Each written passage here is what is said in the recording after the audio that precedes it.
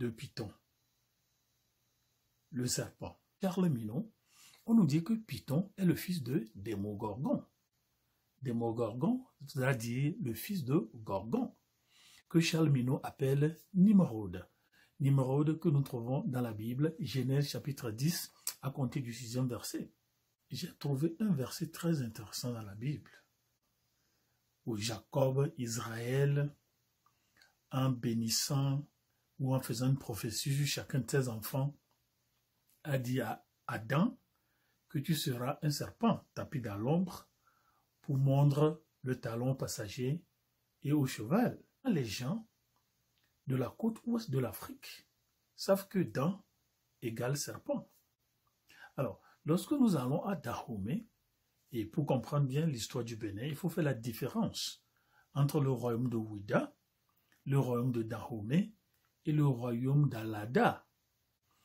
Le royaume de Ouida, que plusieurs premiers visiteurs européens ont appelé Juda, parce que là-bas, il vivait beaucoup de Juifs, avait pour roi tutélaire ce que nous appelons le dieu tribal, le serpent, Python. Vous avez des expressions Dangwe-Hwe, Dangwe, et Dangwe-Hwe, c'est la maison du gros serpent, qui historiquement est le Python. Ouida, avec son dieu tutélaire, Python, qu'est-ce qui a amené l'adoration de Python dans le royaume de Juda?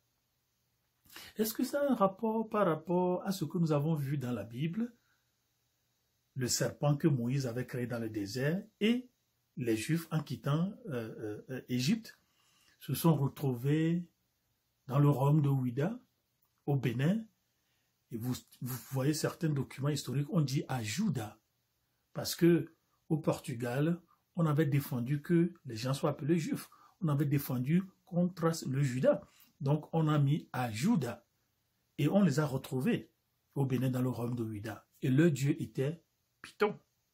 Mais il ne faut pas aussi oublier que Python est un être humain autoritaire. Et on le comparait aussi à Typhon. Et d'aucuns l'ont appelé un dragon qui était un mage géant à 100 têtes, qui fumait et vomissait du feu. Ça, c'était le Python, être humain, qu'on a retrouvé dans l'histoire des religions. Est-ce que c'est ce Python, Démogorgon, Nimrod, qui est devenu le dieu du royaume de Juda? Typhon fut un grand chasseur, et c'était cet esprit de Python qui avait incarné les chasseurs. Et Typhon ou Python chassait même la nuit. Il chassait même la nuit. Le royaume de Juda avait pour dieu le Python. Le royaume de Dahomey avait pour dieu le tigre ou le léopard, et je ne sais pas pour le royaume d'Alada. Mais quelque chose qu'on ne nous a jamais dit, c'est que il y a un fils du roi d'Alada qui s'appelle aussi Dan. Est-ce que c'est lui? À la prochaine